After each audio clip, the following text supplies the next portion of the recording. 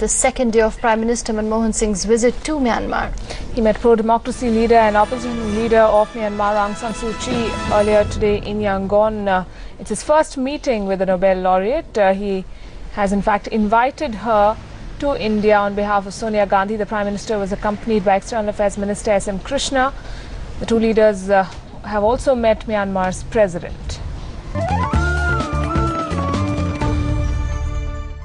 India also announced to provide a $500 million line of credit to Myanmar as the two countries signed agreements on the range of sectors, including air services, beginning a new journey of bilateral cooperation. Both leaders, as I said, welcomed the signing of the $500 line of credit. We had actually announced this last October, and then we had a further discussion because the Myanmar side wanted a specific template of how this would be actually operationalized.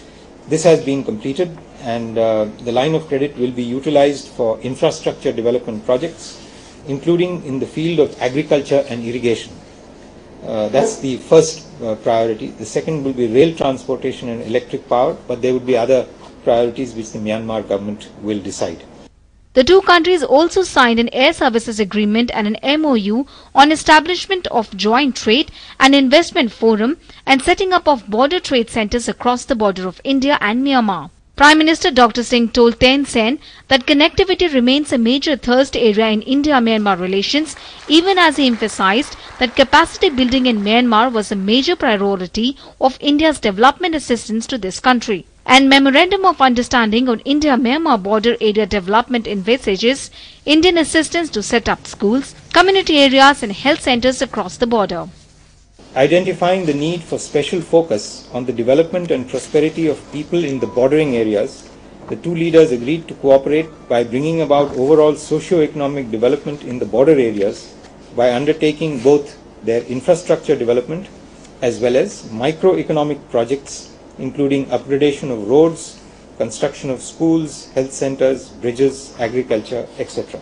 Among 12 agreements signed today are these between the Calcutta University and Dagon University in Yangon on cooperation and research, an MOU on setting up Myanmar Institute of Information Technology, establishment of Advanced Center for Agriculture Research and a education in Nay Pay Tho, setting up border huts, and a biomark in Nay Pay Tho on cooperation between Institute of Defence Studies and Analysis and Myanmar Institute of Strategic and International Studies. On Tuesday, Prime Minister Dr. Singh will visit Yangon, where pro-democracy leader Aung San Suu Kyi is slated to meet him. In Yangon, the Prime Minister will also hold meetings with business leaders and intellectuals.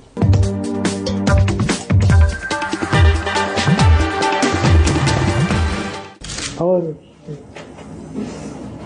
sincere belief is that in the process of national reconciliation, which has been launched by President Thein Sein, Madam Suu Kyi will play a defining role, and I conveyed to her our very best wishes for the success of the noble endeavor in which she and her colleagues are engaged.